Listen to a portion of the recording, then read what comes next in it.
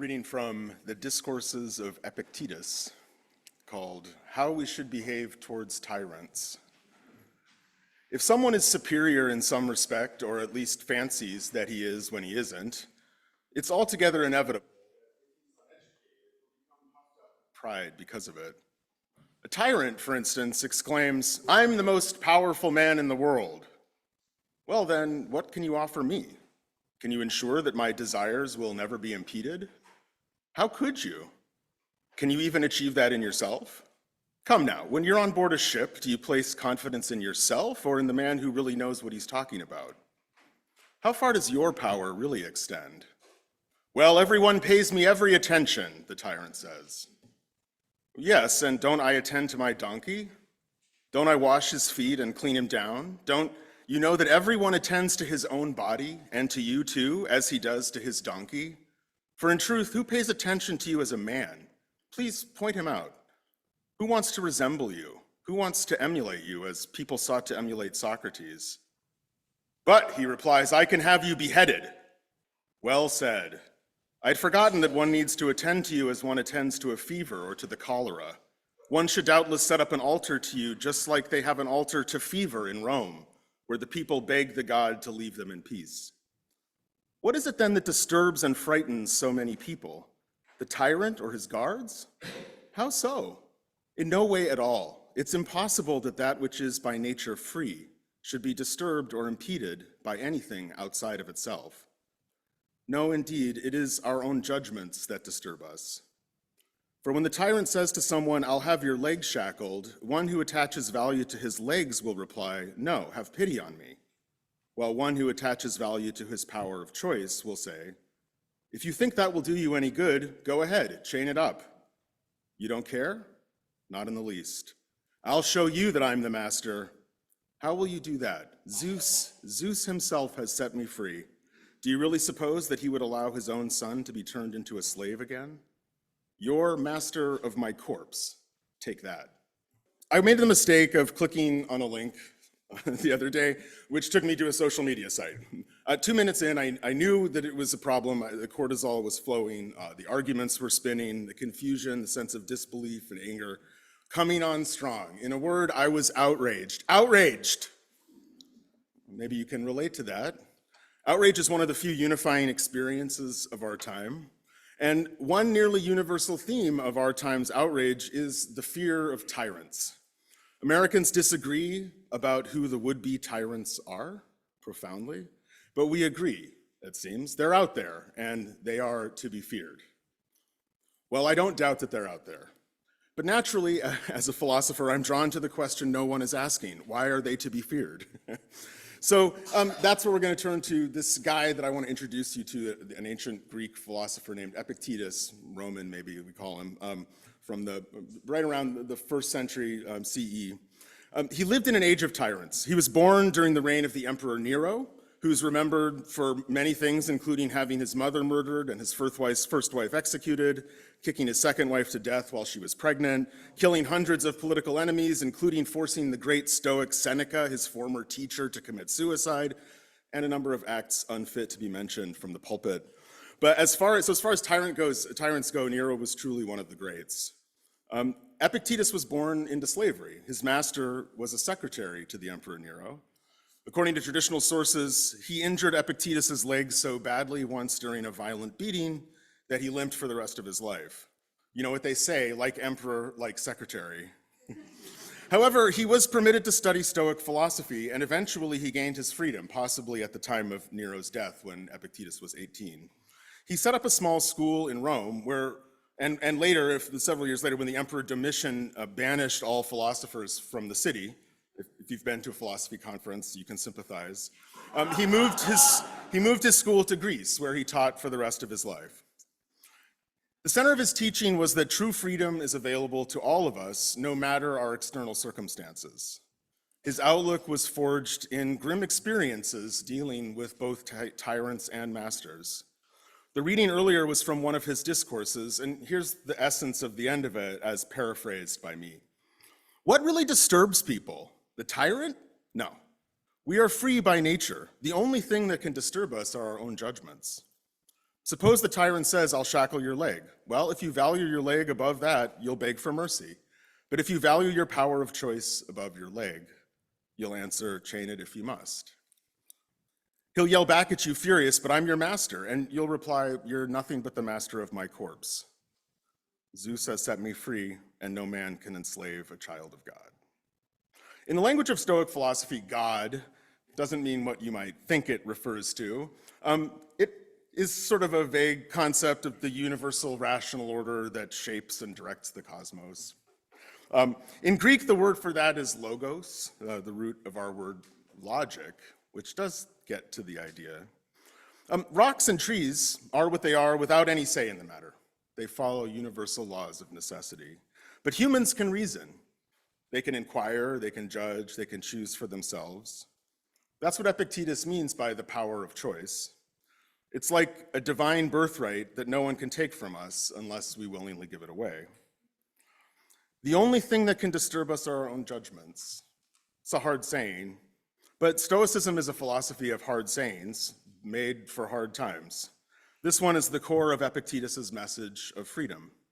Most of us assume that it's the tyrant who disturbs us. After all, it's his actions that we fear. But what exactly do we fear? The loss of our material possessions, our legal rights, the social order? The Stoic perspective is that however important these things are, they are external to us. We came into the world without them, and we have no cosmic entitlement to keep them. It would be, of course, quite unpleasant to lose them, but we could endure. What the tyrant cannot touch is what is internal, and that's our power of choice. As Epictetus sees it, then, our fear rests on a confused judgment. We judge that something dispensable is indispensable, and as a result, we're willing to sacrifice our very own power of choice, which makes us what we are, to keep it. We're willing to make the choice the tyrant wants as long as he'll leave our legs alone. It's only when we're able to respond, chain it if you must, that his threat is sapped of its power. Okay, so does that mean the secret to freedom is to not care what happens to your legs? Well, in a way, yes. But maybe not in the way you're thinking. There's a big difference between prudence and dependence. Epictetus isn't counseling recklessness or apathy. Prudence says, my legs are very useful, so I'll take great care to avoid having them chained up. Epictetus would strongly agree with this sentiment. But dependency says, if I lose my legs, my life is over. It's that judgment, not the chains themselves, that Epictetus thinks makes us into mental slaves.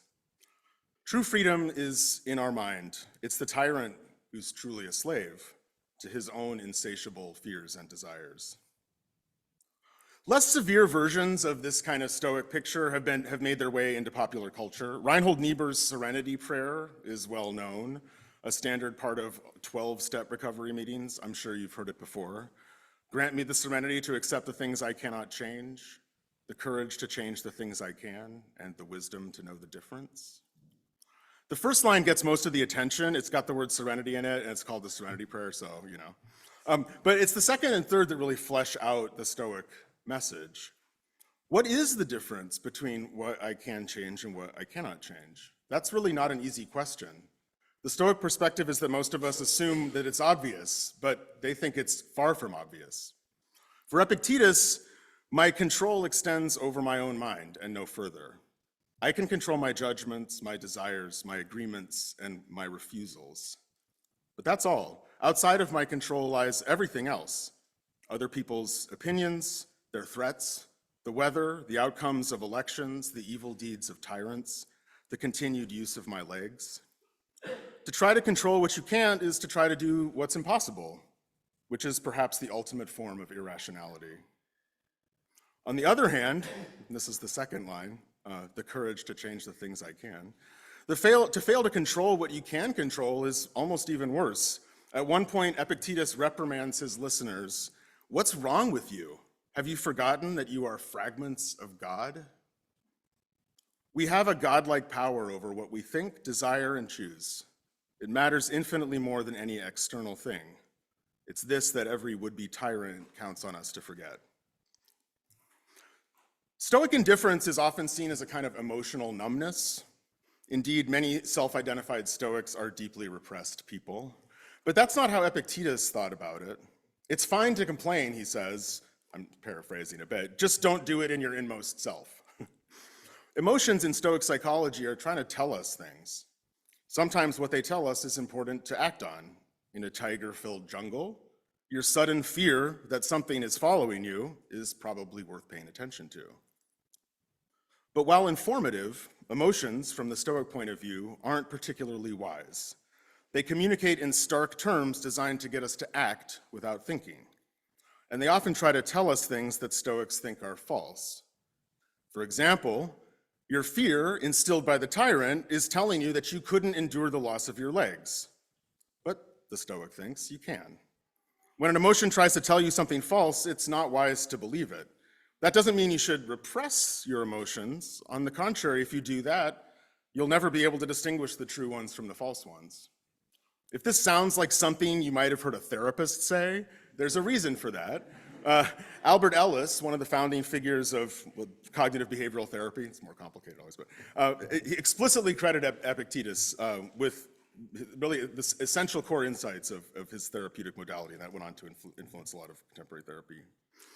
Still, the Stoic attitude towards emotion is rather harsh. It's to be skeptical about what emotions are trying to tell us. As Epicurus, one of the great rivals of the Stoics, put it, in terms that the Stoics agreed with, what is pleasant is not always what is to be chosen. Stoic indifference doesn't mean numbness. It means sometimes choosing what's fearful and painful, if that's what's needed to preserve your integrity.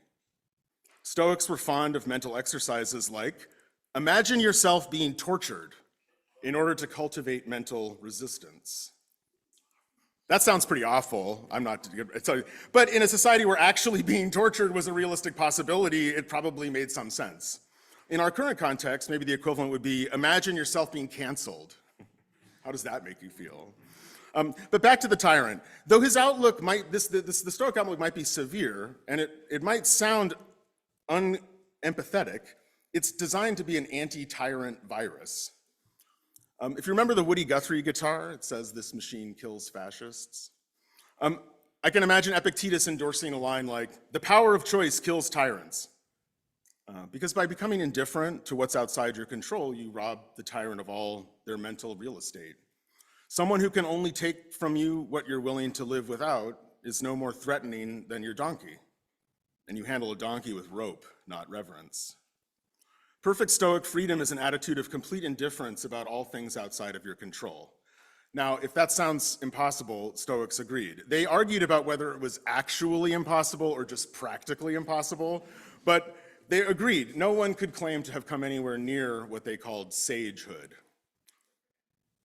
Still, every step you take in the direction is a step that weakens a would-be tyrant. Ask yourself what it would be like if something that you deeply fear were to happen. I mentioned getting canceled. Maybe that reflects myself. Getting cancer, losing your health care, losing your house, losing your job, your family, losing your legal rights, losing your life. Epictetus is not saying that you shouldn't try to keep all of these things. They're worth preserving, and they're worth fighting for in many ways. But what he is saying is that if you can accept that you might lose them and could endure the loss, you'll be that much less enslaved by fear. And that's not something a tyrant wants you to know. Finally, an objection. I'm a philosophy professor. In almost every way you can be secure in a society as insecure as ours, I am secure. I'm not being threatened with deportation, imprisonment, or the loss of bodily autonomy. I've got tenure. I mean, in addition to all of the other ways in which I have privilege in our world, you might think it's glib for me to preach to you about accepting the possibility of loss from such a position. But first, let me say, I'm not preaching that, at least. I'm no Stoic. I have some aspirations. I have, in some small ways, improved my life by adopting Stoic attitudes. And I would say, give it a try and see. But fear and other strong emotions easily overwhelm me. I strongly dislike discomfort, and I'm a real sucker for pleasure. I'm very far from a Stoic sage, and I'm not at all sure that I want to be one. But I'm not really the one who's delivering this message. I'm trying to do my best to channel Epictetus, whose point of view really is worth taking seriously. After all, it seems to have worked for him. And his story about the legs wasn't a metaphor. But now, finally, for us, thankfully, the story is a metaphor, at least I'm hoping for most of us. Tyrants come in a lot of forms, beyond the reckless billionaires and tycoon buffoons who seek to rule us. There are smartphone apps, corporate cultures, echo chambers, family scripts. Most of us hand over bits of our divine power of choice long before any real threats appear. It can't hurt to be reminded that those trades are all reversible, and that resilience is a mental muscle you can strengthen. Tyrants thrive when most people forget how strong they can be. But the power of choice, Epictetus reminds us, is itself invincible. Thanks. Visit us at uusg.org.